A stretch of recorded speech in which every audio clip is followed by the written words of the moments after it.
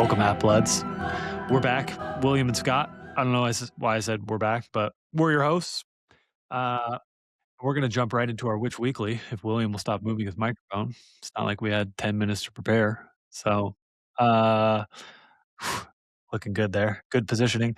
Witch Weekly, we received the very exciting news that Hans Zimmer and his group, Bleeding Fingers, will be doing the music and the scoring and the discography, I don't know what's the right term, for the HBO Harry Potter show. And we're very excited. Yes, we are. I sent that to, well, my wife sent it to me and I sent it to you this last week. We have had, I don't know if it was on this podcast now, but we've had a long conversation of who's the GOAT for I think it made it to composer, the music, podcast. movie composers. It did make it to the podcast? I think it did. John Williams versus I Hans think Zimmer. so. Well, the answer is John Williams. Like, he's just written more things. You might like Hans Zimmer better, but like John Williams is more well known and like, you know, he's just written more stuff that's more well known. But regardless, Hans Zimmer's incredible, and this is as good a news as humanly possible that he's involved at all, because everything he does is awesome. So. I have two pieces on that debate. One is if John Williams wrote the original like Hedwig's theme, and like he wrote the first three movies. He did the discography for the first three movies. If Hans Zimmer writes, which would basically be impossible because we've had 20 years of this Harry Potter tune in our heads. If he wrote somehow a more memorable Harry Potter tune, which again is basically Mission Impossible, could that put him above John Williams? I don't think so, because Harry Potter's like on the lower end of like John Williams' famous music. Star Wars, Jurassic Park. Top 5? Like, I mean, there's other stuff he's written that's well known or more than Harry Potter. But I see, my take on this is that like, one, Hans Zimmer's incredible, so it's going to be amazing. But I hope that they keep the da da da da da da. I think they will. Like, they should keep that, because it's like whenever they make a Superman movie, they still use a Superman theme. John Williams wrote that too. But that's my point, is that like, you don't, just because someone else does the music doesn't mean you have to like get rid of whatever. Every time they make a Star Wars movie, they don't just get rid of like some of the Star Wars theme or something like that. Like, they can still use it, right? So yeah, I think it's great. Like, and I'm sure like it'll be different, but like I hope they use like some bit of it, because it is so well known, I think, and I think that it'll like help. But also, if they don't, I'm sure he'll make great music anyway, and it'll be wonderfully scored and be amazing. So there's no downside.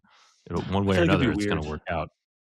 I feel like it would be strange if they did not use the Harry Potter theme. But again, to your point, they're bringing on Hans Zimmer to clearly do something more and not just rinse and repeat what they already have. Yeah, so I would assume like it's like a jumping off point. Like, they use like, I think it's technically called Hedwig's theme, right? Right. So like, that's like, they might have that, but like there's a million other bits of music, right?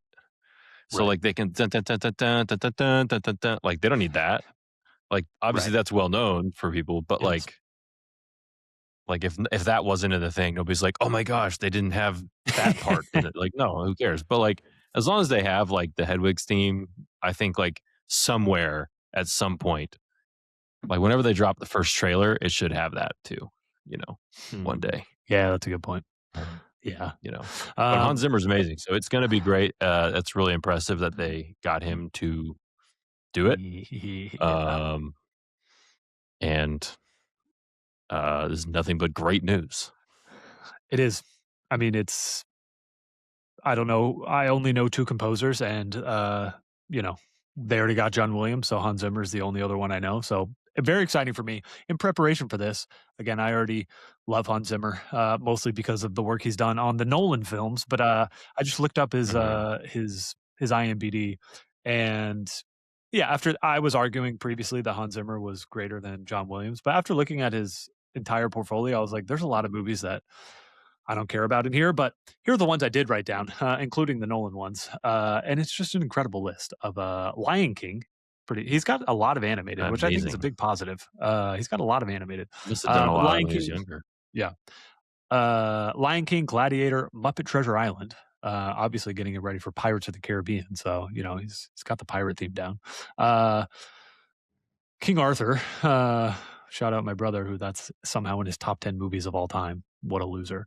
Uh, That's so then random. he's got the Nolan films. He's got Batman, Inception, Interstellar, which to me is the greatest score of all time. And I recently went over to my friend's house who got a new sound system. And this is when anytime a friend's got a new sound system, this has only happened like 3 times. I'm like, let's watch the docking scene in Interstellar, and never disappoints. Um, Again, You love a some good more. doc. Love a good doc. Love a good Matt Damon exploding into space. Spoiler, apologies there. Kung Fu Panda, and then he's really had. Yeah, I'm not.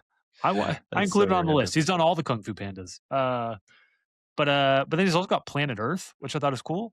But Oh, then yeah. I he's love got Planet Earth. I three. remember that was a big deal. Exactly, it was a big deal. He's got 4 winners here at the end, where he did the last James Bond, he did Top Gun Maverick, he did Dune 1 and Dune 2, and he did F1. So, you know, I was getting a little worried that he, like, didn't do the last 2, Nolan movies, and maybe, he's lost his touch, but he wasn't doing Nolan movies because he was doing the other biggest movies, of the last 5 years, so pretty exciting. Yeah, he's just great stuff. That's amazing. Like I said, I think, was like the Hans Zimmer stuff, like, I think he's more known for, like, the ambiance and less like the I guess, like, The theme that I'm sticks in your the head. yeah, I don't know, I have no musical knowledge, right? Like, the theme, because like, when you think of, like, I know what you mean by, like, the Interstellar, the music in Interstellar is, like, insane. It's so good. Like, But it's it's not as incredible. iconic as Star But Wars, to your point. it's not like the Jurassic Park it's not a theme that you're, like, Right. listening to, like Jurassic Park or, uh, Star Wars or Superman or Home Or Alone, Harry Potter. Harry Potter, uh, but, like, I think, like, the ambiance of, like, every one of those movies you mentioned, like, is, like, flawless. Like, Top Agreed. Gun, it's absolutely flawless. Like, the Top Gun, the Interstellar, F1, like, you know and I think that'd be great because, like I said, I think, like, the the iconic theme part is already done, so, like, how can you True. add to that? So, That's a good point. like I said, Just do what you do best. I think it would be a big missed opportunity if they just don't have the theme at all, and I hate the movies, so, I mean, you know, like, I Well, hate them all, but the music's good, shout out my so sister who, when I was making social media posts during COVID and tried to say something nice about the movies and was like, "Ah, the theme's pretty good." She was the only person who was like, "Nah, actually the theme sucks." So she's the only person I know who's ever said that. So good for her. bold, Haters bold, gonna hate. Uh, respect. you're going back to basically what my argument was, which I didn't even believe at the time, was like John Williams just makes like pop, like catchy tunes that have no real soul, and Hans Zimmer's making, Except it's, something the real. most iconic noises ever of the 20th century of Yeah, movies. just catchy. He's basically like Say Call Me all you're Maybe, saying is you Carly like Rae Hans Zimmer Jepsen. better, and that's a very valid opinion, but he's not Anyway, a more iconic or GOAT or whatever you wanna catchy. quantify it at. Yeah, he wrote Star Wars. It's the end of the story. Star Wars is the most iconic piece of cinema in movie history. It's over. He wrote that. The music. Done. It I'm doesn't heavily mean it's biased. I over. love Star Wars. It doesn't mean it's over. Something could overcome. Something could pass him, but Hans Zimmer hasn't yet. But we'll see if HBO Harry Potter gets him over the hump. Yeah. I can't wait. I think it's amazing that they got him to do that, right? Um, Same. so it's a big news. Yes, it is. Very exciting. Um, William, today we're continuing our 7-part series in going beyond the 7 books. And last week we hit Ilvermorny. This week we're hitting Quidditch Through the Ages. And then next week we'll hit Tales of Beetle the Bard. And we're also hitting some of the supplementary essays that J.K. Rowling published on, formerly known as Pottermore, formerly known as something else, and now currently HarryPotter.com. Wizarding World or Um, something. Wizarding World. Thank you. So I'm excited for Quidditch Through the Ages. I thought Quidditch Through the Ages was fine, but then what I really loved was reading some of the essays on HarryPotter.com. I'm very excited to get to that. Mhm. But our plan is just to walk through chapter by chapter. It'll be very quick though. This is not like a elongated. Let's break down each paragraph in this chapter. Let's just call out some of our favorite things. Call out Quidditch Through the Ages is basically like a joke book, and so call out some of the best jokes, and then this. This podcast is also brought to you by the much needed book only ultimate unofficial Harry Potter trivia game. And I selected just a few of my questions that are based around Quidditch. And William, as we introduce each of these chapters, I will throw some of these Quidditch questions at you. Some of them are for the newbies, Do it just so to that it. they can feel involved. There's some easy ones, but then I've also got some hard ones. But again, just a few of my Quidditch based questions on here. Spray it. All right. Just to run us through, I thought this was interesting. Because I pulled up a PDF version of this, and I had my own new hard copy version. And the new version is, that came in like a trio with Tales of Beetle the Bard, Fantastic Beasts, and Quidditch Through the Ages, and kind of a trio set. In that new one, the checkout list. So right, it's supposed to be like an actual book from the Hogwarts library. It's got Ron Weasley as the first person to check it out, and then it's a bunch of people from Harry's year.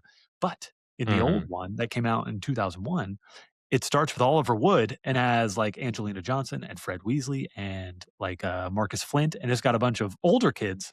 And so I guess technically we have a new book based on the checkout list, which I thought was interesting. Yeah, I'm looking at it like it's got Cedric Diggory. Yeah, R.I.P. R.I.P. I don't know if Exactly. wizards believe in heaven, but kind of. We think they They do. believe in the afterlife, heaven or hell. Yeah. They didn't get into, but anyways. Yeah, I thought that was Fawcett. interesting. Fawcett Fawcett is probably my favorite character in all of Harry Potter. If likes I to wrote a hang out fan with fiction, Stebbins. yeah, if I wrote a fan fiction, it would be about her. Not Um, gross. Teddy. There's a lot of fan fiction on Teddy, as I learned from TikTok, as I posted questions and got some comments from viewers. So, Well, hopefully, I never learn about whatever that is. from there, they go into some reviews. I thought that Lockhart's review was hilarious, where he's just classic Lockhart of being an insufferable, swarmy know-it-all. Bagman's was hilarious, where he says, "I bet this will be a bestseller." No, seriously, I bet you. Like, bet me right now. Just Gambling hilarious. addict. Yes. And we'll bring up Ludo Bagman again at the end of this. And then Rita Skeeter's quote of "I've read worse." Also, I thought very fitting. So again, just started off as a true comedy. This book is great. Mhm. Um, I think William, when I remember go ahead. reading it for the first time when I was a kid, thinking Yep. like how funny it was, like all the notations on it, and like just like Dumbledore's introduction, you know, like Yeah. breaking like the fourth wall, that kind of thing. Like Yeah. all that stuff really made me laugh. Like it, I Like don't know. trying to pry the book from Madame Pince's hands, and she Yeah, refused to give it up. I enjoyed that. Dumbledore, of course, and it is an entirely fictional sport, and really nobody really plays it. May I Uh, take this opportunity to wish Palmer United best of luck next season. exactly. No, those parts are the best, where they pretend pretend this is all real by pretending it's not real, and I enjoy that as well.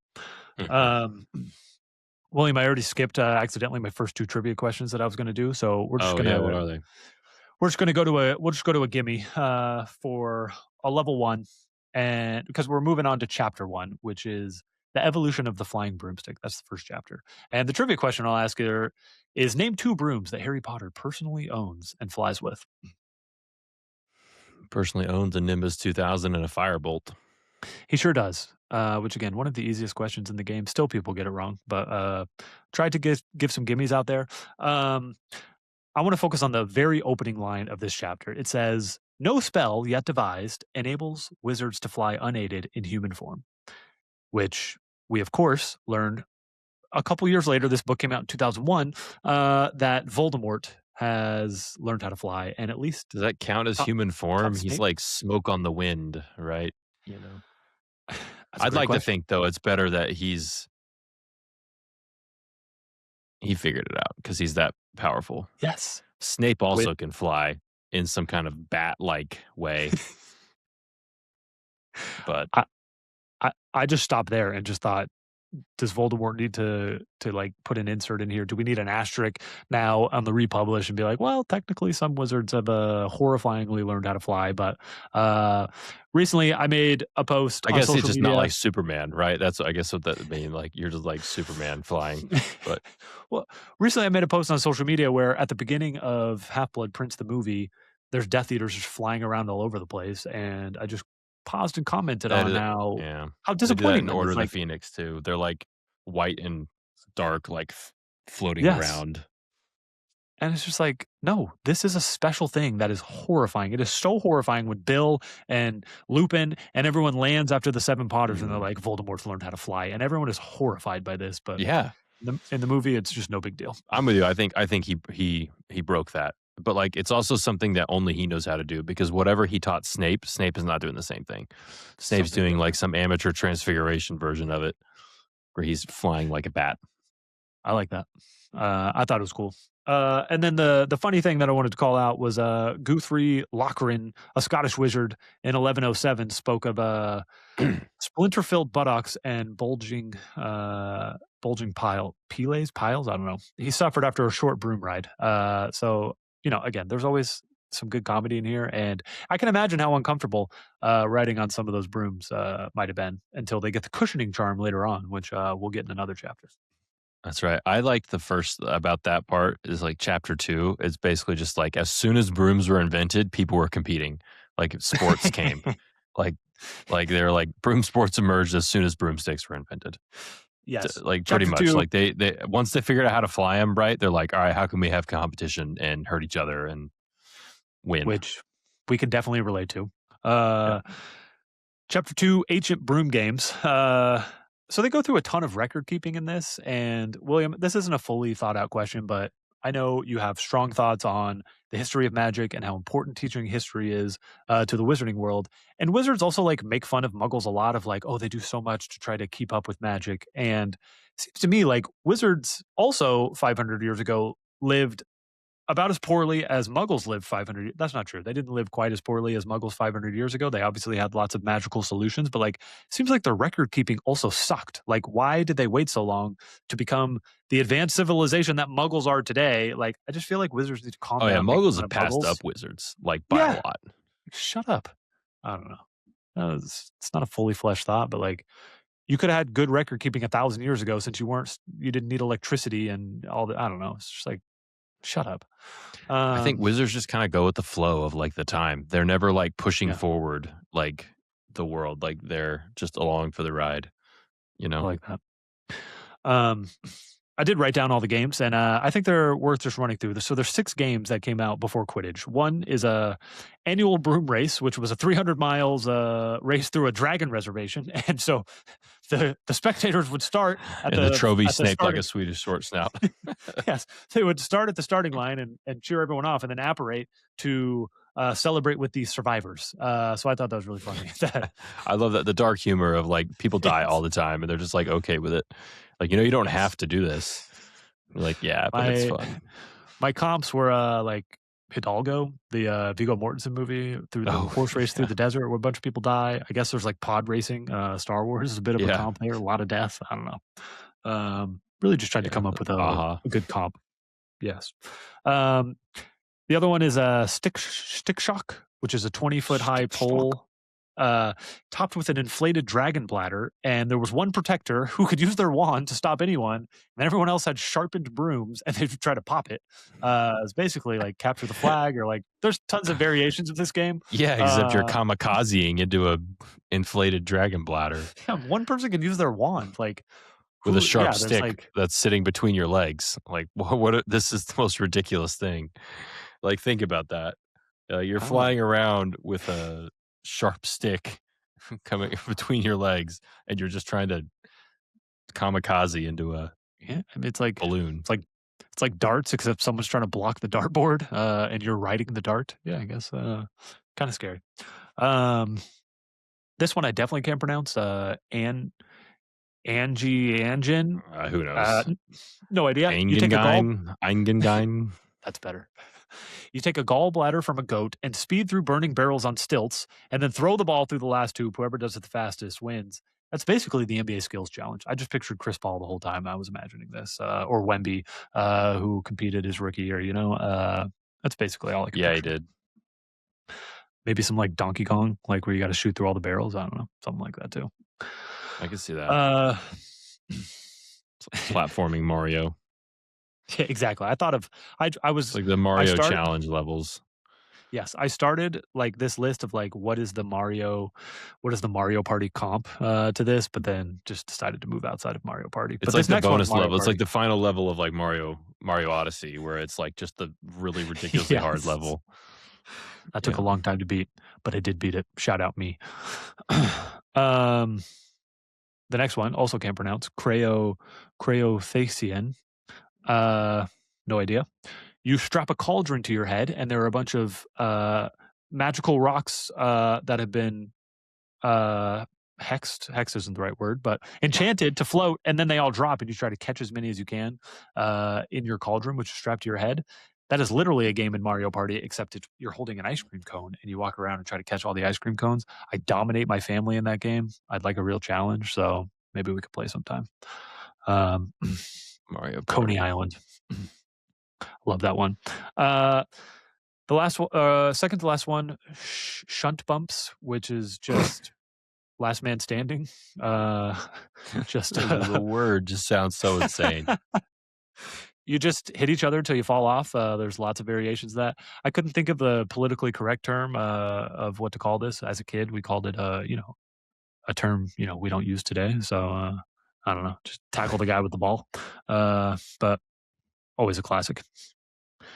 Last one, Swivenhodge is just hitting a ball over the hedge with the back of your broom, which seems basically impossible. In the first movie, like Oliver Wood like blocks I a don't like quaffle that at like with the all. back of his broom, that's the timing of that would be impossible. back Yeah, flipping it, and like that's basically impossible, but it's basically ping pong on broomsticks and sounds pretty awesome.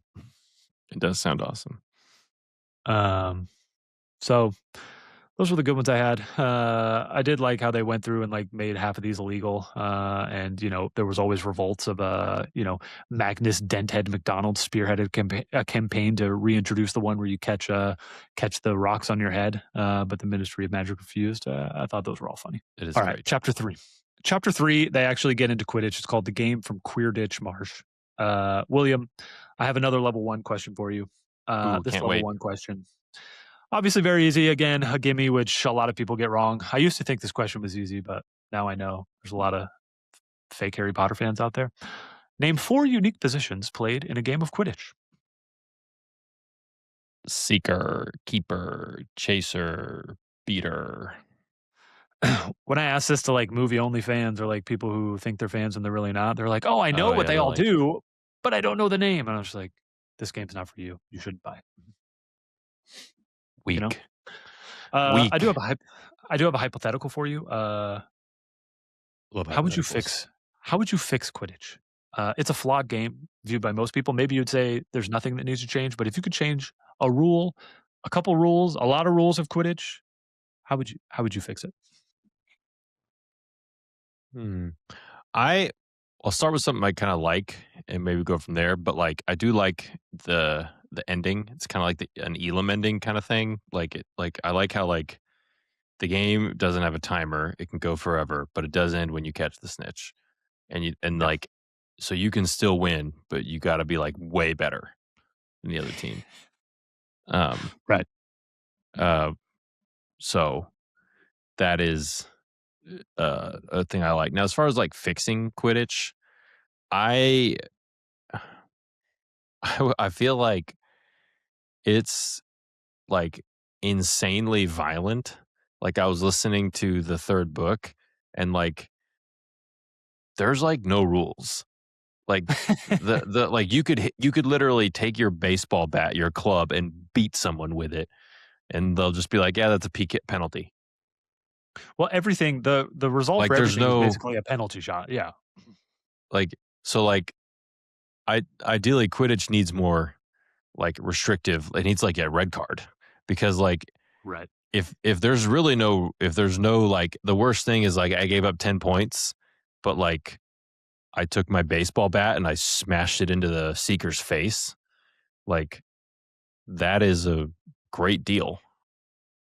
That's That's a perfect deal. Do that, that's yeah. you If they know? can't catch the snitch because they're blind, that was Because worth like, it. I mean, as far as we know, like, yeah, you can fix a broken nose like that, but magic doesn't cure a concussion immediately that we know of, right? And like, and from all the No, magic we've watched in the world, like that we know of, I think a concussion would unlikely be something that is easily overcame very quickly. that's I don't fair. think there's like, yeah, like, hey, your nose is broken, I fixed it, done. Your arm is broken, I fixed it, done. Uh, but like, so I think Quidditch just needs like guardrails. Like it needs like some kind of guardrail system where like it's completely like it's like NFL blitz, essentially. Yes. you know, where like you can just tackle the guy before he catches the ball. There's no PI. Like Except there's no injuries fun in for that game, so yeah. There's no injuries in that game.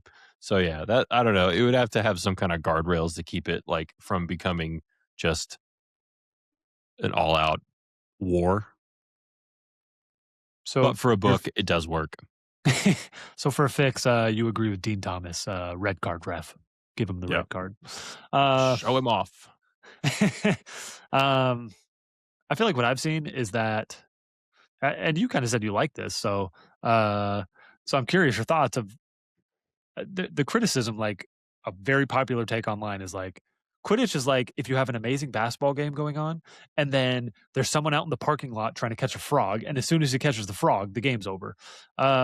Which obviously isn't a perfect comp because you get to watch the person, catch the frog. But I feel like one of the best takes I heard was, okay, Quidditch, I mean, the snitch ends the game in the exact same way, but it's not worth 150 points. It just ends the game. It's a 0 point or 10 point, I don't know, but it's not 150 points. It's kind of their Mhm. solution of like, it's just too powerful. Like we know one known example, and we only watch like 10 Quidditch matches, but there's only one out of It 10 just where comes someone down to who catches the has the snitch. seeker that catches the snitch Right. nearly every time, who wins. Right.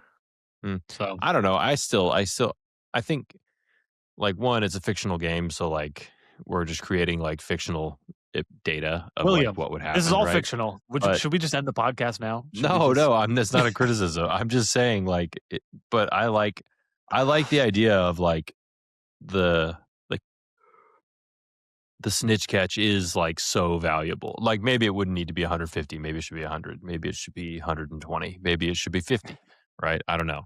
But putting a premium on that, I don't like the analogy of like a game of basketball is happening because also the beaters are there, and the beater's job is just to run around and cause chaos.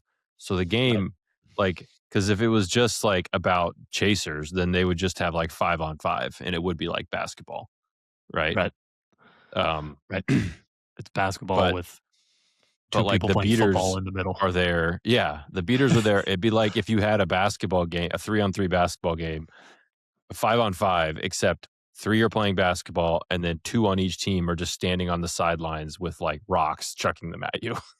Like soccer balls trying to kick them at you and trip you as Yeah. you drive Like through they the get to hoop. like try to, And then two just chuck people are in heavy. the middle racing, basically, in between all of you. Yeah.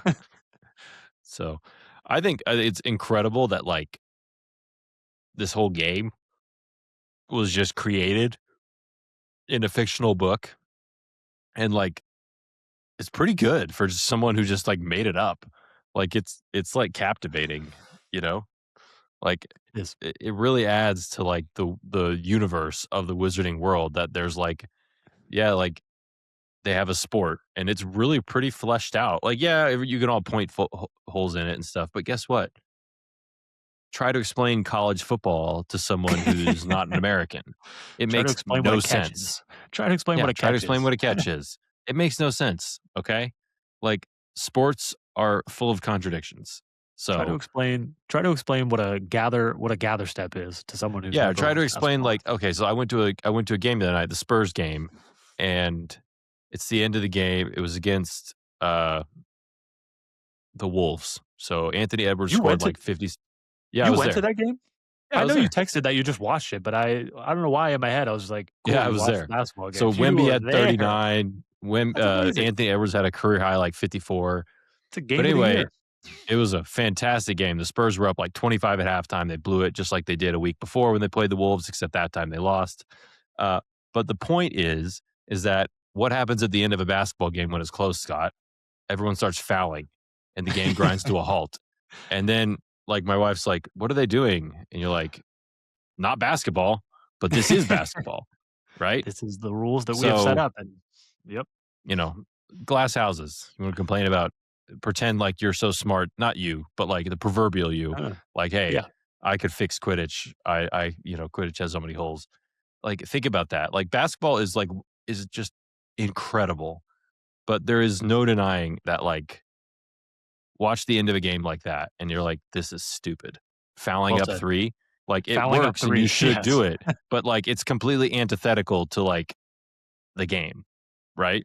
But, like, also, like, should you outlaw it? Like, maybe not. I don't know, right? But it's again, so, like, the same thing with Quidditch. Like, how do you fix it? Man, how do you fix any sport? Well, Everyone wants there's a million things, and now they tried to you fix it, know? and now, like, people are accidentally fouling on an inbound, and it's a technical foul because you're not allowed to do that, but, like, fouls do happen. You do get over aggressive, like, yeah, Yeah. they've gone too far. That So, was yeah, that was a great so I point. think, like, the glass houses, the thing about, like, fixing Quidditch, it's fun. It is fun to sit the sidelines, but, like, I just wanna step back for a second and be like, J.K. Rowling wrote this book and made up a game that, like, is pretty coherent for someone who just made it up out of Are they nothing. co are they coming out with a Quidditch, video game? I know you They sent, already like, a have. trailer, like, a Yeah, they long already time have. ago. The Yeah. the one that It's you been out sent, for like, in over the a last year. year? Yeah. Is it good? Yeah. Eh, I don't not that good. It's fine. I don't know. But I don't really like sports games Me of neither. any kind. I don't like 2K. I liked NFL Blitz when I was a I kid, don't like but, like, I don't like I don't like Madden. I FIFA. don't I I don't like yeah. FIFA. Like, I got my kids 2K and, like, but for them, like, 2K is just cool. Like, they turn the sliders down to easy and they just dunk on people when they're wimpy. That's, Exactly. like, that's all they wanna do. They just wanna put Exactly. on the Spurs, like, Fiesta jerseys and just go, like, just beat the Lakers by 100 because I've brainwashed them into hating the Lakers. That's, like, what, like, their I like playing so, NBA Hang Time. I don't like playing any new, like, yeah, sport there game. you go. NBA, and also me and you are on the same page. Hang Time's better than Jam. Hang Yes. Time was the right one. So, Sega Absolutely. Genesis. So, Absolutely. but yeah, I don't really love Um, sports games. So Quidditch it was cool they made it, but I'd rather play Mario or Metroid or Mario Kart World or Donkey Kong whatever. Country. Donkey Kong, Bonanza, Bonanza, literally any 5 Nintendo words. game is what I put all my effort into. I respect that. That's a good take. Um, I feel like I'm ready to skip to chapter 4, which is the arrival of the Golden Snitch, which I think is pretty cool. So, uh, before a Golden Snitch was invented, there were Snidgets, which were real live Mhm. animals. They still exist in the wizarding world. They were very popular to hunt in the 1100s.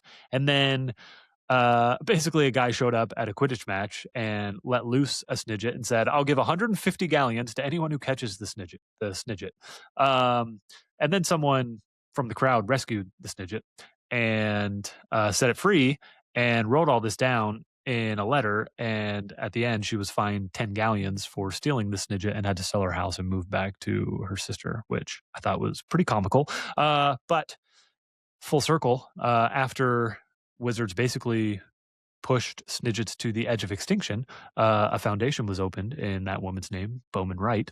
Not Bowman Wright, sorry. I was like, Bowman Wright's a man, but Yeah, Madame Rabnot had a foundation opened, and Wizards again decided to stop killing it. And Bowman Wright of Godric's Hollow creates the Golden Snitch in the exact proportions, the exact weight, and the exact like technology in the way that a Snidget moves, uh, which was pretty incredible. And like Godric's Hollow, is it just full of like geniuses and like the greatest people on earth? I feel like so much good happens out of Godric's Hollow. yeah. What would be like the Muggle equivalent, I guess, of like a place where like a bunch of people were born, or a bunch of famous things happen. Bell Labs. What's Bell Labs? It was like the research arm of the U.S. government, essentially. But Bell Labs like developed like the transistor. Um, Ah, uh, but like basically the U.S. government, it was private, but the U.S. government just dumped a bunch of money into it, and like they developed the transistor and all sorts of communication stuff and all this stuff. So I don't know. That's what I'm going with. It's like Bell Labs. I like that. For other nerds out there who wanna who care. There, yeah, I mean, of our 14 listeners, maybe one of them will find that a good tidbit. So, Yeah. I like I don't that. know. I mean, like, it'd be like there's like some neighborhood in like New York or something where a bunch of famous artists are from or something like that, you know? Or like, uh, Right. where It's like Drew Brees is the high school Drew Brees went to and Nick that's Foles. exactly. Trying to think of Clayton The Super Bowl Kershaw champs, same and high school. Stafford. Yes. Cade Cunningham and Myles Garrett, same high school. So sick. So sick. Number 1 picks. What was I going to say? The only other thing I wrote down was an early seeker was called a hunter. And I feel like, Which is way cooler, by the way. I know, like, oh, I'm the hunter. I don't know. It's also a little predatory. And, they were killing off animals because Yeah, they the were. Snidget died at the end of every match. So kind of sad. Yeah, because you're gonna. Exactly. It's pretty horrifying. All right. That's what I got. Chapter That's 5. how they tell who. In case of a tie, you had more blood on you. Gross. Chapter 5, anti-muggle precautions. I only have one tidbit from this chapter, and it's they call it like it's the worst kept secret. The worst kept muggle secret is that we fly on brooms. Like every depiction of a witch ever has a broom next to it. So we've done a horrible job pretending or hiding this secret, and I just thought that was funny. I did write down a hypothetical for this, and I wrote this in the much needed book only ultimate unofficial Harry Potter trivia of what my strategy would be to win a Quidditch match. And after reading Quidditch Through the Ages, I realized this is illegal on a couple different ways. But my strategy was, why do we have all these chasers actually trying to score 10 points? Why don't we have 5 people looking for the snitch? I'm sure that I can catch the snitch before they score 140 times, and I'll still have one beater, protecting and my keeper. And then the other 5 are just looking for a snitch, but that is illegal. And only the seeker can touch the snitch, and it is automatic. You lose if anyone else touches the snitch. So, do you have a strategy? Like, you got any, like, why hasn't anyone tried this? From a Quidditch perspective. No, I don't. But I will say my take that Harry's not that good of a Quidditch player. I Right. feel validated because I was listening to book 3 again in the new audiobook, and he's like watching the penalty kick, the PK Yes. instead of like looking for the snitch. Like, dude, stop paying attention. You Like gotta focus, that dude. does not concern you. All you need to know is the score. You got to be up more than 50. He doesn't do this in the book, but I just watched the first movie, and literally until he sees the snitch fly in front of his face, he's just sitting motionless in midair, watching the game happen and cheering every time something happens. Like, he Yeah. literally doesn't fly until the snitch I flies feel like directly in front of his face. one thing about it is like, I don't know, there'd probably be like some like pattern that you would want to fly, like Right. to So that cross you're the field, covering. like, Yeah. you know, because the snitch can go all the way to the ground. It can go above you. Like it's insane. That's the other take is that like, frankly, like catching the snitch is probably like impossible. But also the whole concept of Quidditch is impossible anyway, because like, I don't care if you had like Josh Allen and, Jamar Chase and Puka Nakua, like if they were like flying if like you put like, put Puka Nakua and Jamar Chase on a broom and tell them they have to catch a football in midair, like that's impossible. Nobody's doing Okay. that. Or This is what's more impossible is having the arm strength while having not on the ground while you're on a broom to have the arm strength to throw it hard enough to complete a pass I mean, of any distance. does the broom give you some speed with you? Like, the quaffle's already moving 60 miles per hour. No, that's probably the opposite. It would, to your point, make it harder to throw. But what we learn in chapter 6, which is changes in Quidditch since the 14th century, is that all the balls have gripping charms on them, which basically is like auto catch. So, like, I feel like if it touches your hand, like, it's just sticking to it, you know?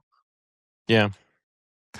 It, There's it that. also has it also has a spell on it that makes it fall slowly. So maybe that kind of translates also to, you know, if you throw it like a wuss, it'll still go where you want because it won't fall to the ground. It will fall to the ground. It's just very slow. It describes it like as if it's falling through water instead of through air. So they're basically Yeah. cheating. But again, Um, who cares? It's their magic. So why? Magic is always the answer. Yep. Speaking of that, I know one of your great takes is making fun of how the movies made a quaffle and how it's not a circle, and it is literally uncatchable to It's catch supposed to one-handed. just be like a football, a soccer ball. Yeah, That's that's it. exactly what it is in Quidditch Through the Ages. It's just a sphere, a soccer ball, basically. It So would be just so wanted hard to to. catch that ball. Like it's Well, the dumbest I guess thing. if it just magically sticks to your hand if you touch it anywhere, then I suppose Also, it doesn't throwing matter. it would be harder. Yes. Like, that's one of my favorite games when I'm just sitting in the house, is try to catch the quaffle one-handed and grab it in the grooves, and I catch, like, 1 out of 4, basically, so it's Mhm. impossible. Um, okay, I did think this was fun. So they started with baskets, and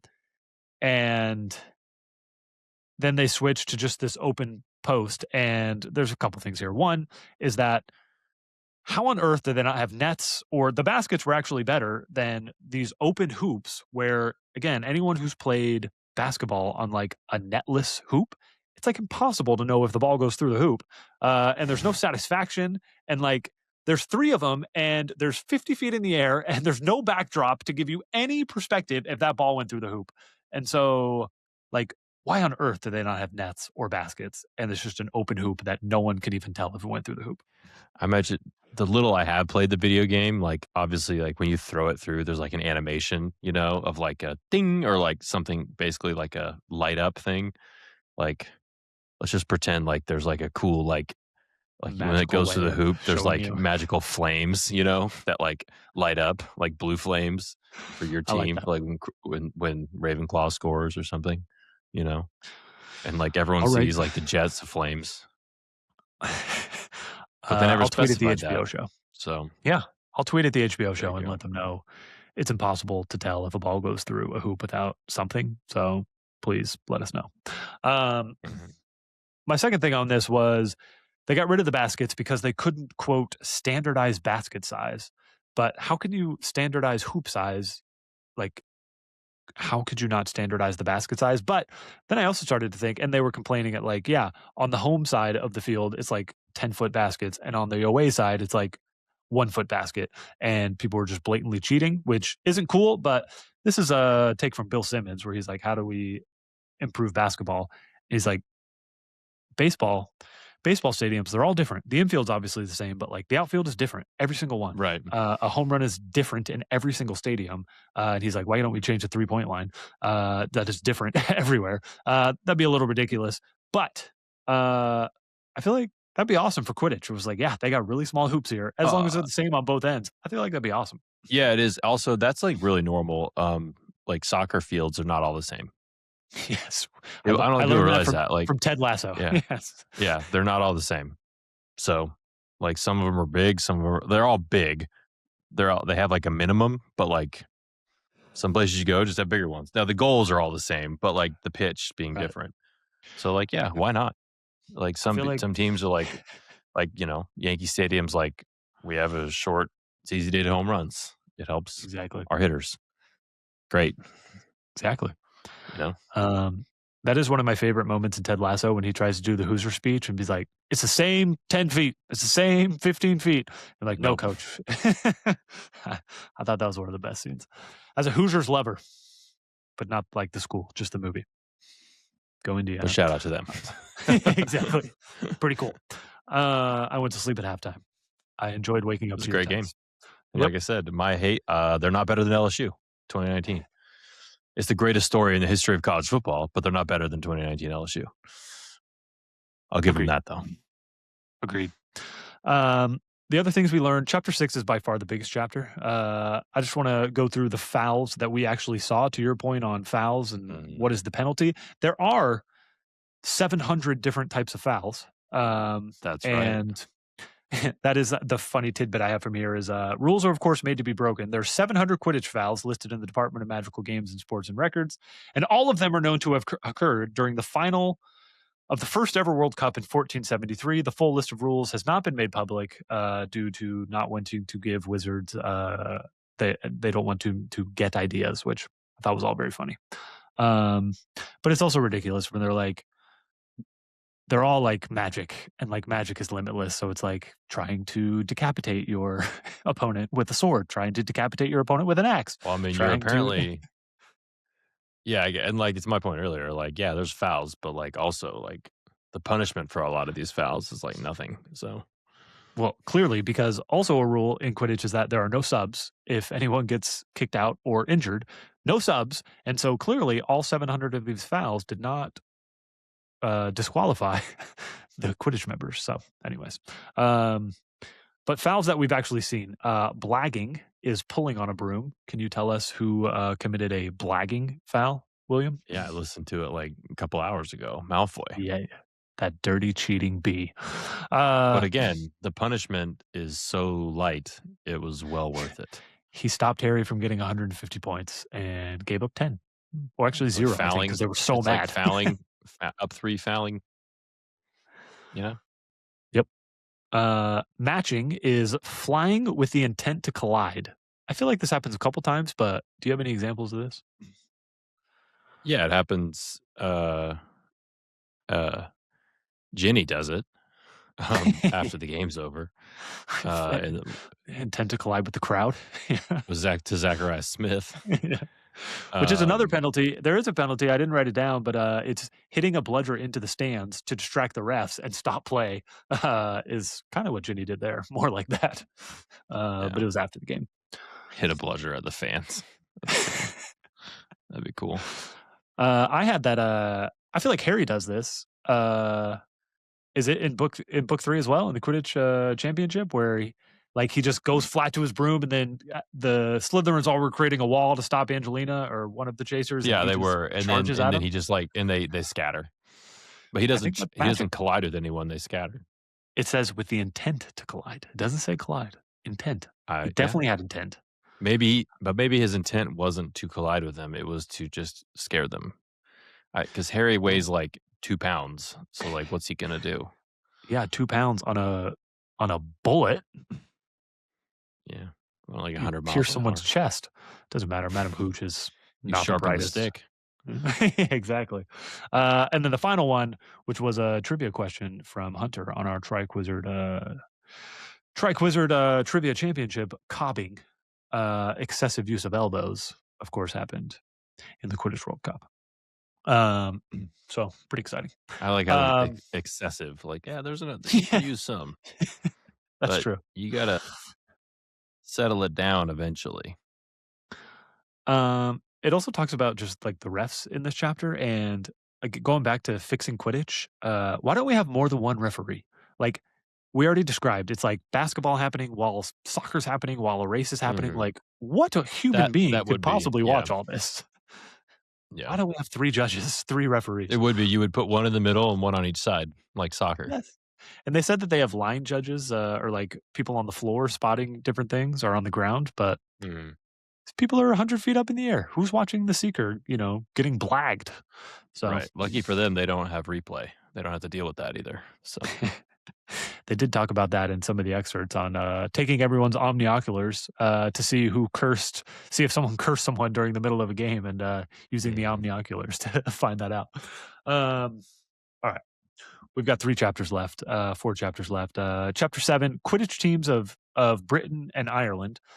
William, I'm going to ask you one of the harder ones. This is a level 6 question. Ooh. Can you name, and these are only from the 7 books, there are many more listed in Quidditch Through the Ages. Can you name 8 professional Quidditch teams? And I don't mean countries. Tell me what you Ireland. No, I'm kidding. I know you said no countries. Chudley Cannons. Correct. Pride of Portree. That's correct. Tutsil Tornadoes, Puddlemere United. Yes. Holyhead Harpies, Holyhead, I don't know how to say it. Correct. the all women's Ballet team. Castle Bats. You know it. Um, I think two more.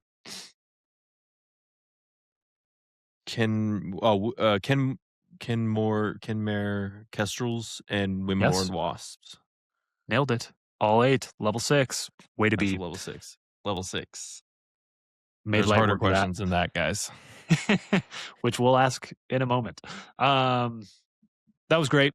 I just wanted to do a quick comparison here. The Chudley Cannons haven't won the Quidditch Championship since 1892.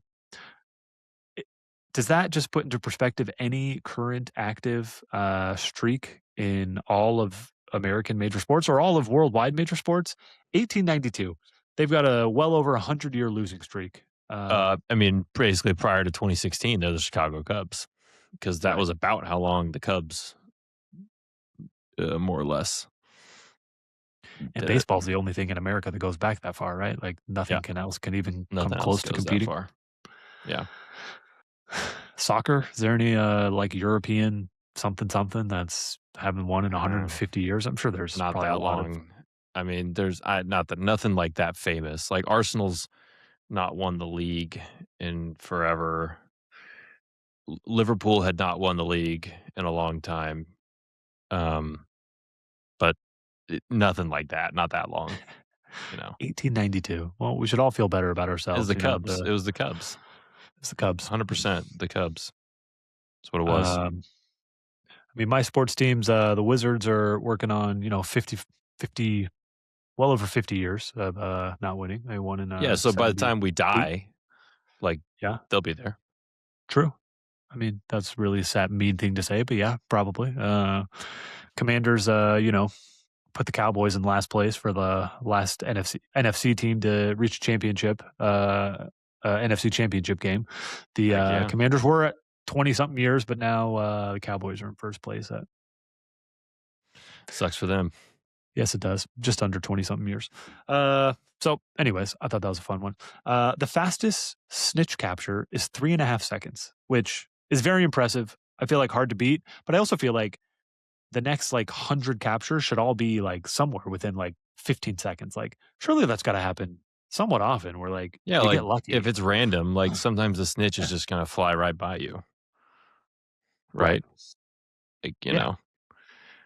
um, I don't know. like, it just, uh I bet you'd feel, like, so, um I don't know, if you'd probably feel like it was cool, I guess, or, like, you'd just be like, "The game's over. The heck?" Well, You know? yeah, as a crowd, like, yeah, it'd be cool like one time, but like, imagine if the Quidditch World Cup, like that Harry went to, ended in 3.5 seconds. Yeah, like Crumb's the goat. That's cool, but like, holy crap, that would be the most disappointing thing ever. It would be. That would be a bummer. You'd be like, "I paid 1,000 galleons for this ticket, and I'm stuck with, uh, you know, a 10-second match. Like, what the heck was the point of that?"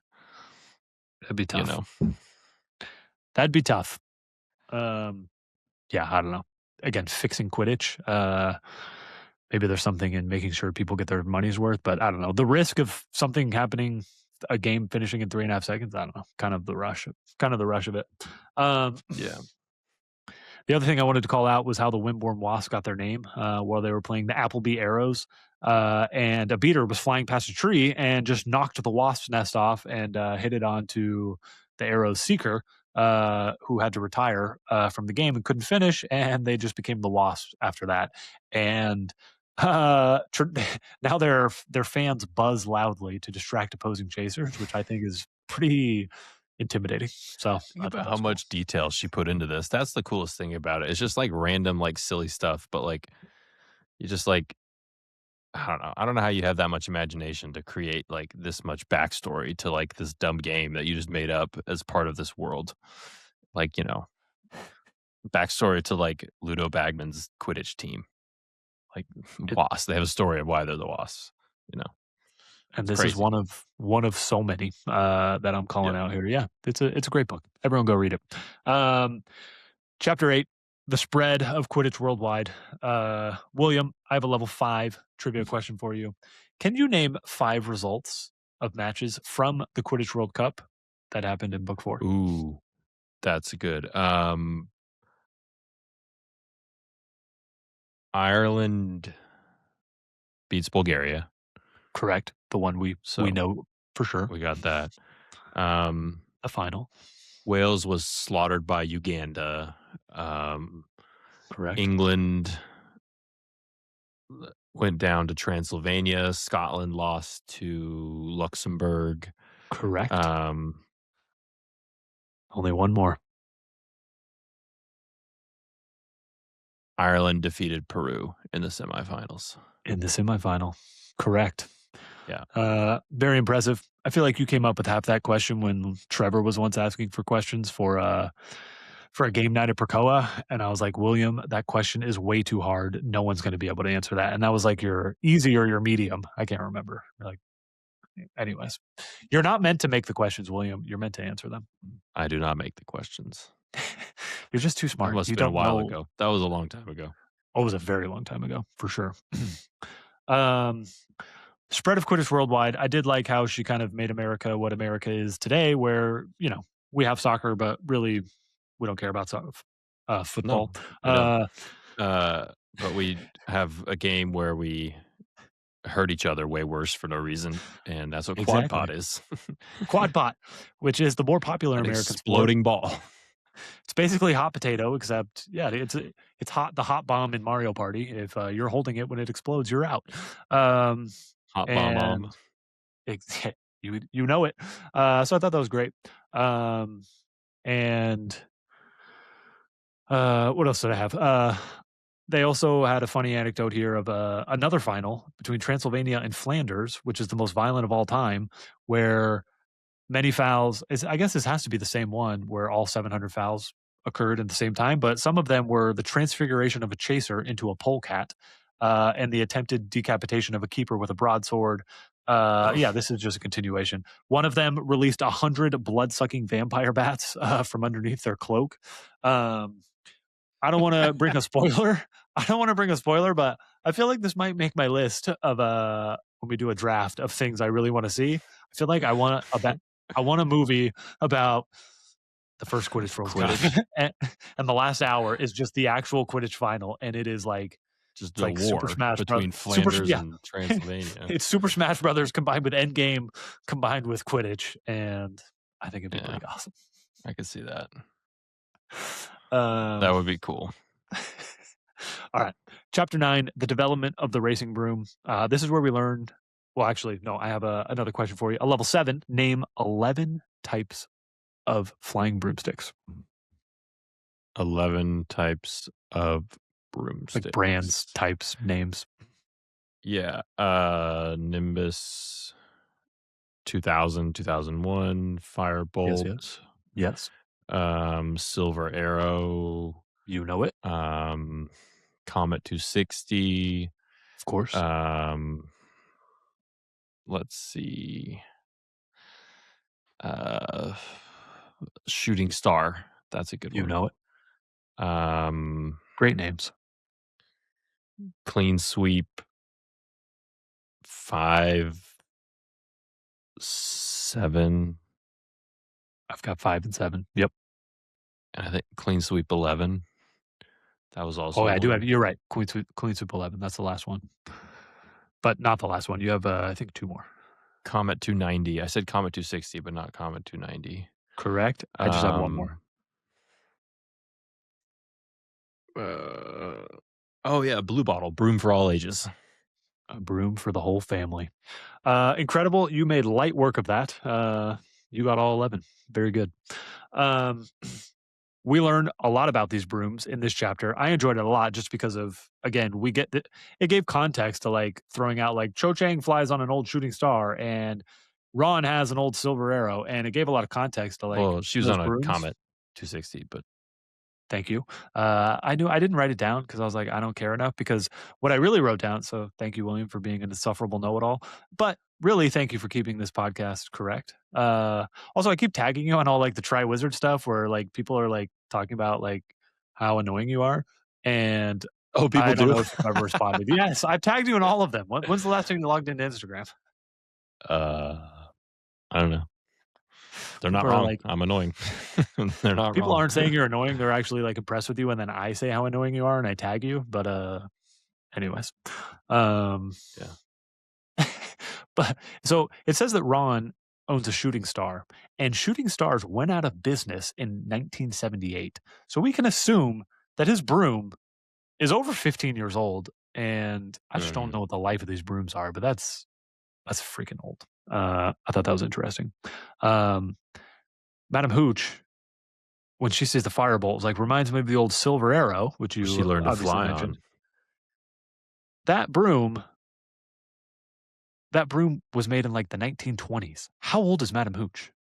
Like, Well, I mean, like, say she's 50, like, it could have been like it would just been an old broom around the house that she learned on, you these know? brooms, It I wasn't don't like know. her first broom. She learned to fly on it. Did you learn to drive on your first, like, on a I fancy didn't learn car? to Like, drive on no. a 30-year-old car, and these brooms didn't last long back then. That's all we get out of it is like after a little bit of time, they'd start to stray pretty hard, you know? So I'm just saying. Yeah. I'm just saying. Well, brooms are a much simpler machine than a car, so But they can fly. I don't yeah, know. but they don't have a million moving parts that are having tiny explosions in an engine that's literally moving pistons to make motion. No, all they have to do is fly 100 miles per hour in under 4 seconds and stop on a dime and Well, only 360 the turn. firebolt does that. The other ones are slow. Um, And in Harry's not our that good. He just has the nicest broom. That's why he's good.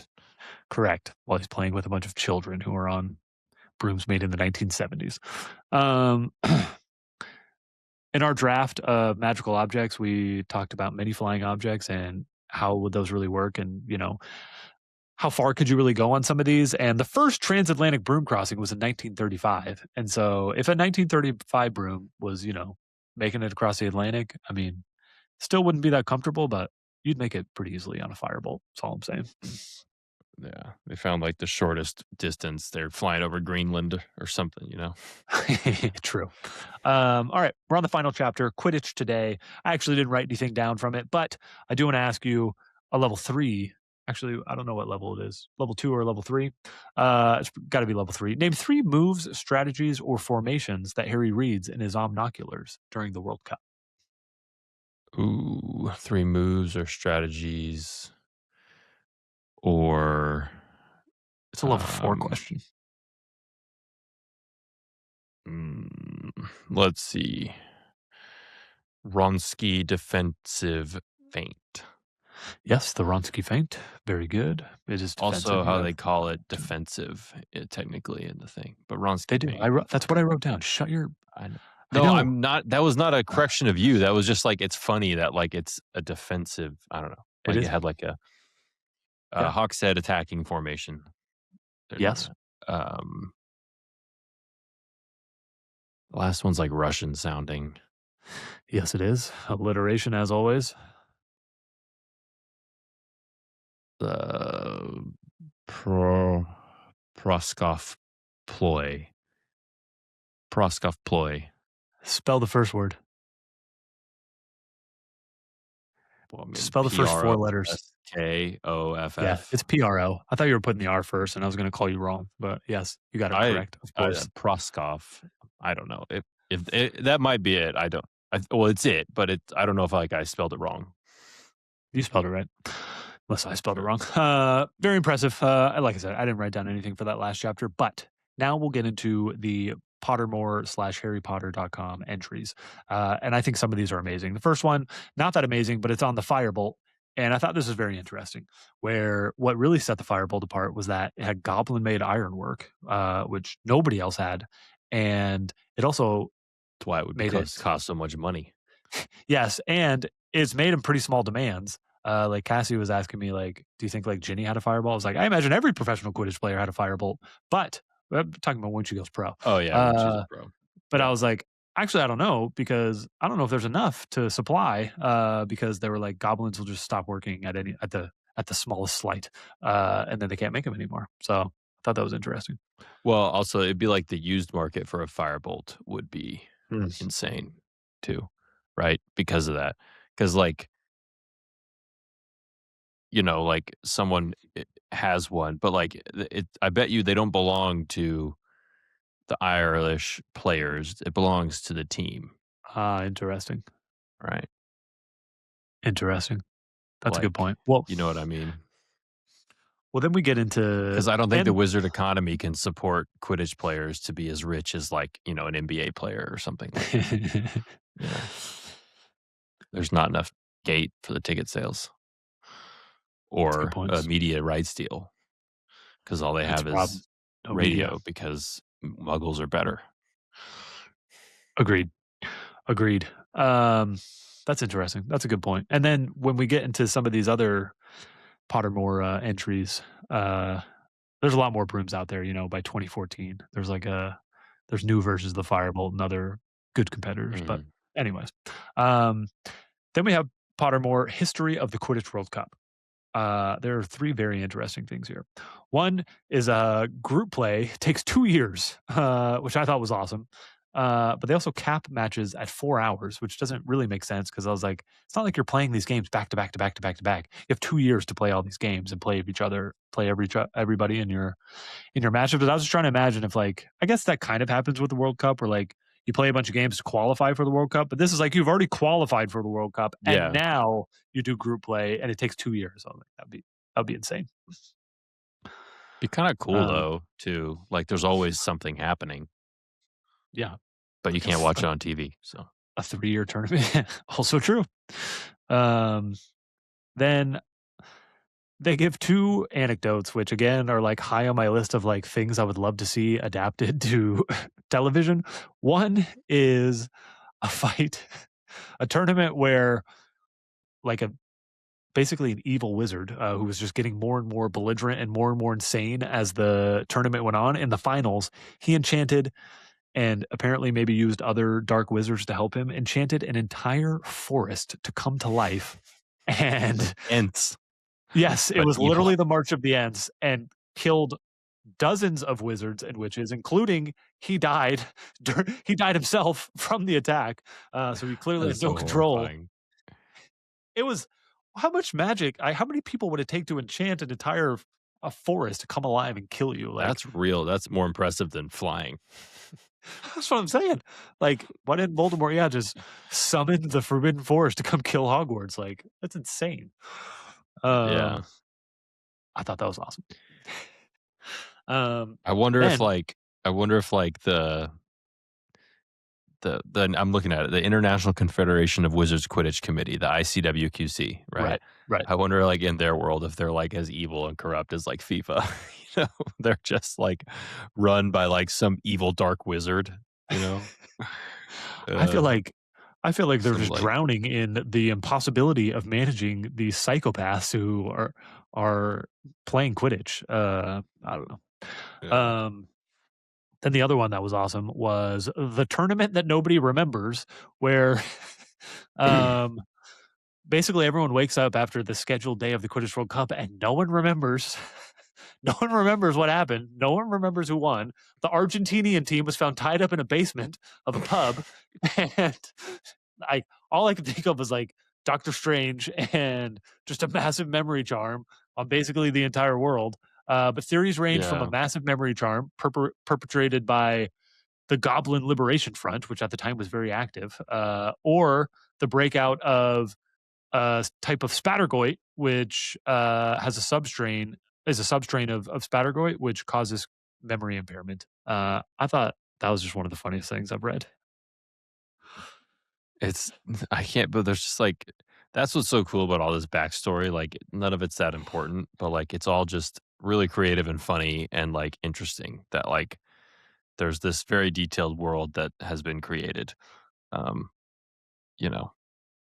I like also how it's like fun stuff and not like weighed Yes. down in like details like Brandon Sanderson garbage. I shouldn't say garbage, that's mean. People It like is it and not that's great that garbage. they like it. Um, It is but you know what I mean? Like it's not weighed down in like minutia. This is just, no, it's not the you Silmarillion, know, which is basically a encyclopedia and not right, that fun to read. There are small parts that are right. fun to read, and the rest This is is like like, hey, I had this idea of like people take sports too seriously, so someone enchanted a forest to murder people. Like, you know, Like, um, because all I this stuff is like there's like stuff that's like more or less based on like real life. Like there's been kidnappings, like South American soccer and European soccer. There's insane things that have happened, right? right, The Black Sox scandal, like they just cheated, like I have like respect you know for gambling and stuff. Like there's insane things that have happened. So Tonya Harding. yeah, that's insane, right? Yes, it is. Um, so the last thing we get from this is that Crumb loses in the championship in 2002 and retires. Basically, a less than 10-year career. And I feel like I read all this in 2016 when it all came out, but I forgot all this. And I'm about to tell you that when I read that, I was like, I didn't remember anything else that we're about to read about Crumb. And I was just like, Crumb, what a loser. I can't believe that he only he retired after less than 10 years and just lost fantastically in 2 World Cups and it didn't catch the snitch in this one. And I was just like, Crumb, what a bum. But then we got a lot more Crumb in the Quidditch World Comes Cup back. 2014 reports, which this was by far my favorite part again. I forgot all of this and I read this all 10 years ago. I haven't looked at it since. And there's some good stuff in here, which we're about to get into. There is some good stuff here. By the way, a parallel to real life. After losing in penalties, like again in the Copa America, Messi like retired from international, and then like everyone, he was way too young. He was still in his early 30s at that point, but he like retired because it just had crushing defeats in the Copa America, and he had lost the World Cup in 2014, and then he lost like 2 Copa Americas, and then he unretired internationally. But it was like Crumb. He was like, "Screw this. I've been heartbroken too many times. I'm out." And then he came back and he won the greatest World Cup final ever. But Which is a World that's what Cup, Crumb even I did. remember. Yeah, Well, spoiler, must that's have what been he's good. going to do. Yeah, exactly. Spoiler of what happens to Crumb. So the next two that we're going to read through are reports from the 2014 Quidditch World Cup, which most of which come from Ginny Weasley, who's our correspondent, I remember as well reading as this as it happened during the yes, real 20 because they did this in line with the 2014 World Cup, the yes. soccer This is the World Cup. only one I actually remember reading, but I forgot all the details. So yeah, it's mostly from Ginny and then some from Rita Skeeter. That's amazing. Uh, there's a couple things here. One is that they talk about a rule in 1849 that stipulates if a member of the crowd casts a jinx or a spell on any player, their team will automatically forfeit the match. What is to stop me from dressing up as a dookie and just cursing people and being like, I'm a dookie, I guess we lose, and it's over, you know? Like, they got to be careful with that one. Veritaserum. We know Veritaserum, we know they're Yeah, I not know. going to use it. Okay. I know We've been use over it. this.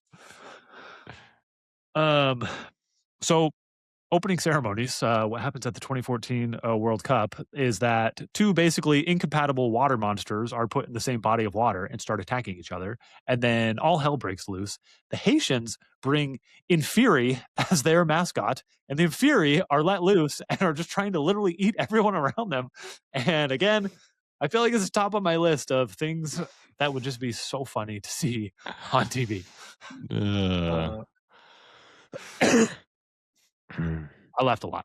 Um, then in theory, then we get some that'd be again intimidating. horrifying. How is this allowed? Inferior, that's like life in Azkaban. If you create an inferior, I don't know, but They're um, already dead unless you killed someone and made it. But like if you just raise the already dead, I feel like we're going back to Doctor Strange laws again. Okay, this is never okay. Never. Um, some more great things happen. We learned several things. One is that Bagman is not in jail or on the run. Tell me how you thought his life kind of finished. I thought he was just not a part of the Wizarding World, but he is there taking bets at the 2014 World Cup. He is the bookie. that makes sense. He's not what he was doing wasn't illegal.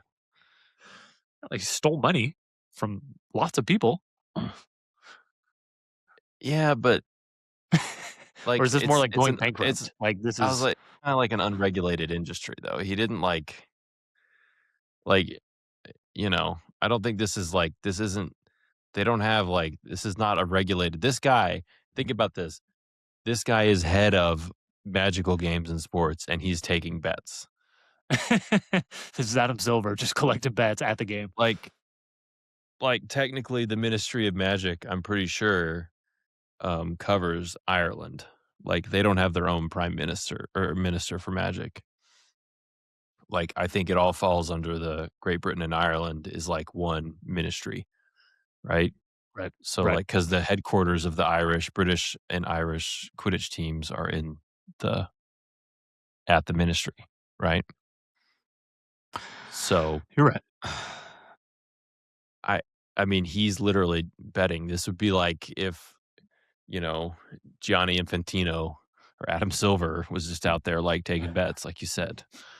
On the side of the So, court. but, like, not, like, doing an ad for FanDuel, but, like, just personally gambling. Like, It's pretty awesome. I think Giannis is gonna score 40 tonight. I'll give you odds. Like, that's insane. um, it is insane. I mean, I guess you're right. I would just like to I mean, I know Fred and George got theirs, but like, I'd like to see a little more justice. I hope he paid over the last, 20 years or whatever. But Right. I But don't know. that said, I don't think, like, he would have been thrown in jail because, like, this was all, like, just interpersonal stuff. Like, it wasn't, like I don't think it's, like, regulated, you I'd know? take you to court. I don't know. There's Uh, some civil lawsuits they're happening not here for paying sure. taxes on this stuff. So, like, what Yeah. I'm just saying. I'm just saying. Yeah. Uh, then we get into Victor Crumb. So Victor Crumb has sat out the last 3 World Cups. He comes back as the oldest player in the tournament. He's in his late 30s, and it was very controversial that they even let him in play as seeker because Bulgaria's already got their young stud. But Crumb is I mean, he's dominating. There's one part that I wanted to call out that actually like I really enjoyed. Again, I was riveted reading these reports of the games. But this one, I got even a little emotional where there came a triple display of sportsmanship in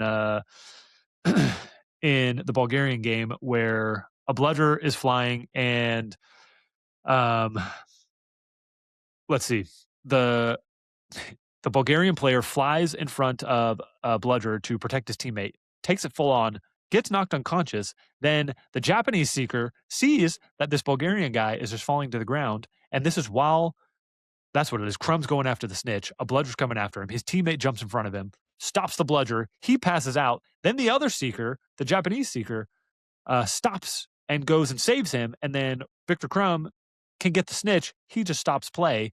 And it was a standing ovation by the crowd after a pause, and everyone realizes that 3 people just sacrificed everything in the name of sportsmanship. And I thought that part was pretty awesome. Like again, like no one reads these things and no one cares about these things, but this is worth reading. Like I had a lot of fun. It is worth reading, yeah. It's actually, like, a lot, like, when you go through do you think she really wrote this? Do you think she had anyone ghostwriting it for her? ChatGPT before ChatGPT. Yeah. I don't know. That's a good question. It was a lot. When I forgot that we were filming today and not yesterday, and I was like trying to get all this in on Monday morning, I was like, I don't have time for this. This is way too long, but I was riveted and I enjoyed it a I lot. know, but also think about the funny thing, like, Bulgaria 610, Japan 460. Like, that's Yes. huge scores. That's what I wanted out Huge. of the Quidditch World Cup. That is a game we've never witnessed in the Yeah. 7 books. Um, I thought that was pretty awesome. Uh, so yeah, Crumb has a really hard fought battle in the quarters, and then the semifinals, he catches the snitch like super fast and just dominates, and it's pretty awesome. Then then I thought it was interesting where like Rita Skeeter is there basically just to report on Dumbledore's army, and I just thought it was interesting that like Dumbledore's army is like its own famous entity. It's not like Harry Potter and Right. his crew. It's just like no, Dumbledore's army are the heroes of I the mean, Wizarding universe. I thought that was cool. it is cool, like, Neville shouted that in front of everybody at the Battle of Hogwarts, True. so it would be well known. And if there's one thing we learn about the Wizarding world is that rumors spread quickly, like gossip and, hearsay. People talk. People talk. Well said. I thought it was awesome. Just yeah, that like Neville is worth watching just because of really that moment. He's, you know, 15 years later still just famous because of that. Cash in Um, on that fame. exactly. They get VIP section. They get VIP tickets too. Yes, they do. Which Rita Skeeter. So the final is like a clip from Ginny, who's actually reporting on the game, and then a clip from Rita Skeeter, who's just watching Harry and Neville and their crowd. And it is pretty funny to just go back and forth. And like Rita Skeeter's like, and Harry scratched his ear, and then Ginny's like talking about the game. So it's all pretty funny. I feel like this was all written in. A lot of this was like to give us like an in between of this and Cursed Child, and give us some of the interplay Right. dynamics. Do you remember the part in this where like Hermione Granger, of course, was always the femme fatale of the group. Press reports at the time. She toyed with the young Potter's affections before being seduced away by the muscular Mr. Victor Crumb, and then Yes. settling for Potter's faithful sidekick. Just stuff It was like all that, good. man. Like, I don't I know. enjoyed it I all. don't know if you like Harry Potter stuff, like read this. It's just objectively funny. Like talking about Hermione as the femme fatale, like she's the most bookish nerd. Um, you know, and like, yeah, she turned out to be pretty and all that, but like, femme fatale, seducing boys. No, Yeah. all the parts are good. Ron is hating on Crumb the whole time. Albus Severus Potter is the only one rooting for Brazil, while the rest of the Potters root for Bulgaria. Again, just showing some Cursed Child precursors, and it's all good stuff. Mhm. It's all amazing. And then, spoiler, Crumb wins it all, and I was actually a little emotional, and I actually thought it was awesome. And I don't know, it's a good read, so it's worth doing it. Go read it, people. And Oh, USA got fourth. I I did have that in there where I did love all the USA stuff where like everyone thought the USA sucked, like they were amazed they even made the tournament. And then they they did make it to the semifinals, and when after they won in the quarterfinals, like they were so rowdy that like they had to perform hundreds of memory charms to muggles because there were just red, white, and blue sparklers everywhere. And then they stole a mascot and just went buck wild, and no one knew what to do. And but the American ICWQC, they were scared to kick him out. They were like, "Did you see what just happened when they won the quarterfinals? Like, what do you think they're gonna do if we try to kick them out?" Like, I know, it reminds me of, like, remember when Chappelle was like Black Bush and he's like, "What are you gonna do? Sanction me with your army." "Oh, wait, you don't have an army." "Sanction me." What do you wanna do? uh, I thought I thought all the USA stuff made me very happy. Like I said, it's a great read because of the Victor Crumb and for the USA stuff. I loved it all. Yeah, it's really Uh, cool. Also, it was before the time, but like the Victor Crumb winning a World Cup and his like last World Cup, and like Messi winning a World Cup is like really cool. It like really is a mirror.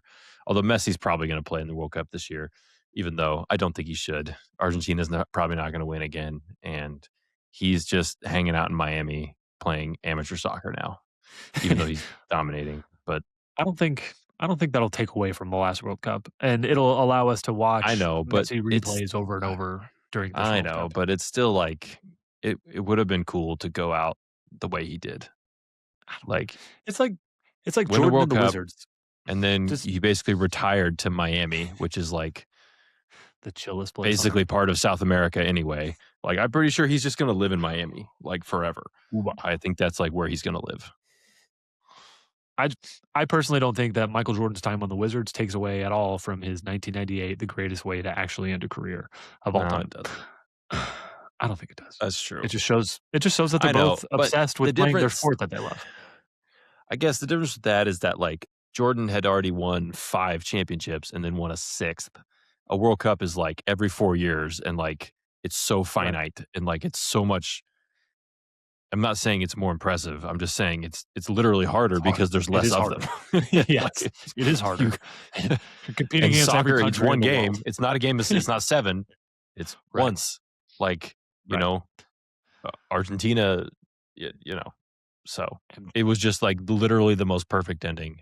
But that's unimportant. Who cares? It's going to be great. World Cup's going to be awesome, and I'm not paying to go to any of it, and I will gladly watch it on TV. I have a friend who is in the lottery for his work, uh, and basically will get $500 tickets to see like Saudi Arabia versus England, maybe in Atlanta. We have to pay $500, but they're like $5,000. Like It's absurd. worth It's a tickets. joke. I have a long rant about it. But it doesn't matter. You're like, who's in charge of the World Cup? Oh, it's FIFA. They're the worst. Period. Done. It is what it is. We just have one more. Probably I should have put this at the top so we could end with the Quidditch World Cup 2014. But this one is called Scottish Rugby from Pottermore. And this was a fascinating read, which also was a little emotional for me, where Angus Buchanan is a squib who has 10 siblings. And basically, all of and his parents like are very, classic, late 1800s, I guess, wizards and witches who would never allow for a squib and don't really like muggles. And his 10 siblings basically cover for him and like just like pretend that he's magical, which is awesome. And then they forge a Hogwarts letter and then get him all the way to the Sorting Hat. They fly him to Hogwarts on a broomstick. He rushes up, puts on the Sorting Hat, even when his name's not called, and then the Sorting Hat is like, "Sorry, you don't have any magical blood," which is horrible for him. They did kind of hope until then that maybe he did have some magic. So then he goes, exactly. This is Except Mirabelle it's the going whole to the school door. and not just your family. Although Well, the whole they had a town was bunch of there. people, the whole town was there. Yeah. Yeah, it's pretty much the exact same thing as Encanto. Yeah. Everyone who they can possibly talk to watched that happen to her. Everyone else is on the other side of a magical mountain range. So his father was ashamed, kicks him out, and fires curses at him as he's walking away, which I guess credit to Abuela, who, didn't kick her out of the house. So I guess we'll win for her. But No, she just kind of like subtly undermined her and was mean the rest of her life to her. exactly. But Exactly. Abuela sucks. So then he goes to live with muggles, gets basically adopted, and he's huge and he's a beast, and he plays rugby for Scotland, and he scores and wins the first ever international rugby match. And when he goes out for the game, he sees his 10 siblings in the crowd. And I was like, oh, this is a really cool story. And then I looked him up, and he's a real player, and he actually did do all those things. Obviously, he's not really a squib, but I don't know. This is like to me where she started, like just layering it. She is like, obviously she lives in Scotland and she really likes Scottish rugby. So she basically just blended her own cares. It'd be like if I was an amazing author and I wrote about like, LSU or the Spurs or something, Victor Wembanyama, actually a wizard. You might be. He's a Slytherin too, I think, by the way. He's self-proclaimed. Said that before. Yeah. Anyways, it was a heart-touching story. I really enjoyed it. It is a really good story. That one's like not like hilarious and like weird. It's just like a heartwarming story that you randomly wrote. Worth reading. Go read it. William, that's what we got. I also had ghosts on here, but I think that'll make more sense on Tales of Beetle the Bard. Let's do that next week. Let's do it. I've got some ghost questions, and people really need to reread this stuff. It's amazing. Like it'll make you laugh. Like we're all looking at our phones avoiding work anyway. Like avoid it while reading this. It's good. Exactly. William, I had a couple more like trivia questions, like name 18 Gryffindor Quidditch players, or name 20 professional Quidditch players, or 15 Slytherin Quidditch players, but we can save those for another time. Let's do that another time. I agree. Another time. But we are going to finish with our hypothetical from. Can you say this in like a Irish accent? Connor Tomei is his name on TikTok. He Connor Tomei. Yeah, you're the accent guy. I'd have to get into it better though. Yeah. I know. You can work your way up. But he did DM me. Connor Tomei. I eat potatoes. Connor, how you doing, lad?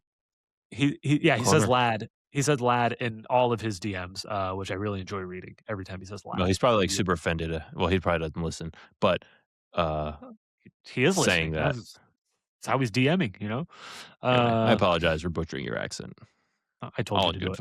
All in good fun, my man. So hopefully we did that a little bit better. But he's a blast. And again, he came up with the hypothetical of if you can go time heist endgame style, and instead of Infinity Stones, where you could get the most both Deathly Hallows and Horcruxes. Horcruxes can be destroyed. Where could you go and get the most? And I've got about 10 different scenarios here, but there's only a couple. He basically said you can't do Battle of Hogwarts. and I'd still include a little Battle of Hogwarts because that is the answer is Battle of Hogwarts. If you're allowed to count destroyed, but he had some. I just feel like again we talked about this like Riddle's diary. I know where Riddle's diary is in book 2, and then I don't know where it is again. I do not think that I can count that ever again. It's probably in Dumbledore's office somewhere, but I'm not counting that ever again. I know it's in Mm. McGonagall's office in book 2, and then I have no idea where it is after that. And that's how I did You this can from here on infer, out. but it's not. Yeah. Same with the ring. The ring is in Dumbledore's office, and I know that it is there, and I know he's wearing it at But certain before points. that, you know it's in the Gaunt house somewhere. True. But I also know there's going to be nothing else there, so not helpful. But yes, it's there after Dumbledore gets it, and then Harry sees it on the table, and then it's gone. I don't know where it is, and I'm no longer counting that as, yeah, I could get that in Dumbledore's office. I have no clue where it is. So that's the parameters I set for myself. So basically before book 6, where it kind of picks up and we actually, you know, get some more Horcruxes in our life. Basically book 1, uh, book 1, when Harry and Dumbledore are together and we know that Harry has his cloak in front of the Mirror of Erised, we've got 3, and that's basically the only thing that happens in the first book where there's more than 2 because Harry counts as I'm counting Harry as a Horcrux, and then Dumbledore has the Elder Wand, and then Harry's got his cloak. That's really the only book 1 where we can have 3 in one place. Then in book 2, it's the same thing except it's not the cloak, it's Riddle's diary. At one point, Riddle's diary, Harry and Dumbledore with the Elder Wand are together, and that's all I've got in the first 3 books. Really, Mm. I don't think there's anything in book 3. There's not a new Hallow or Horcrux introduced. No. Then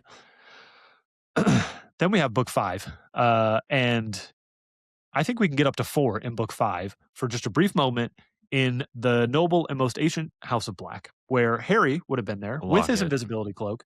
Yeah. Dumbledore shows up at night to go, doesn't talk to Harry, but he's there. So he's there with the Elder Wand, and we know that Slytherin's locket is there. Either still they haven't pulled it out, I can't remember, or a creature has it. So there's 4 in book 5, in the House of Black while Harry's staying there over the Mhm. summer. So that's as high as I can get before book 6. I can get up to 4. From there, we're just getting started.